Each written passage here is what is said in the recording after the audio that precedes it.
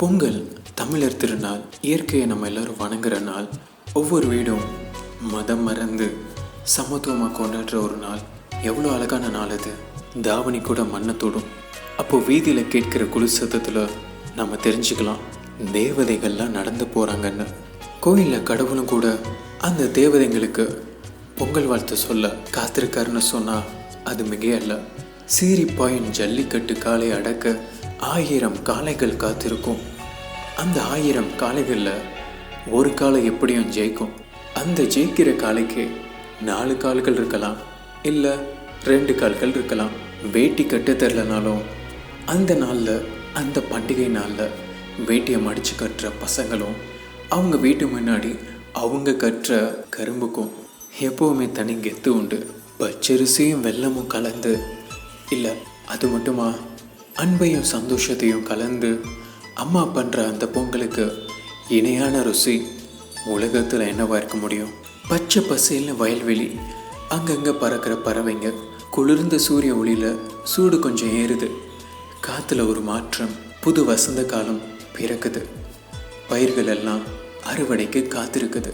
அந்த அழகான தருணத்தை வரவேற்கிற விவசாய தெய்வங்கள் தங்களோட ஏரையும் அந்த சூரியனையும் மழையையும் வணங்குற அந்த காட்சி, அதில் பொங்குற அந்த பிரமிப்புக்கு பேர் தான் பொங்கல் பண்டிகை.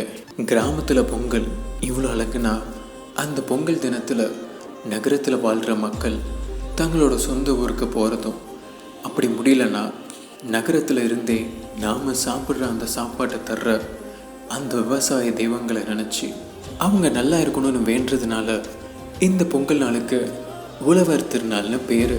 அனைத்து விதைகளும் பயிராகட்டும், பயிருக்கு உரிய விலை கிடைக்கட்டும், மாறி மழை பொழியட்டும், நம்மளோட பசியை தீர்க்கும் உழவன் புகழ் உலகம் கேட்கட்டும், நண்பர்களுக்கும் உறவுகளுக்கும் ரசனை மிகுந்த கண்களுக்கும் பொங்கல் திருநாள் நல்வாழ்த்துக்கள். இந்த வீடியோ உங்களுக்கு பிடிச்சிருந்ததுன்னா கண்டிப்பாக ஷேர் பண்ணுங்கள். இன்னும் நல்ல வீடியோவில் உங்களை எல்லாரும் சந்திக்கிற வரைக்கும் until then it's bye from Vishnoo. Tata, take care and bye-bye.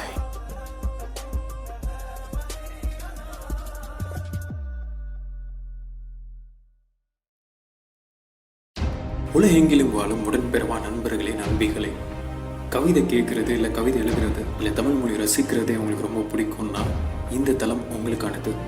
பல்வேறு தலைப்புகளில் தமிழ் மொழியோட கவிதைகளை இங்கே நீங்கள் காணொலியை பார்க்கலாம்.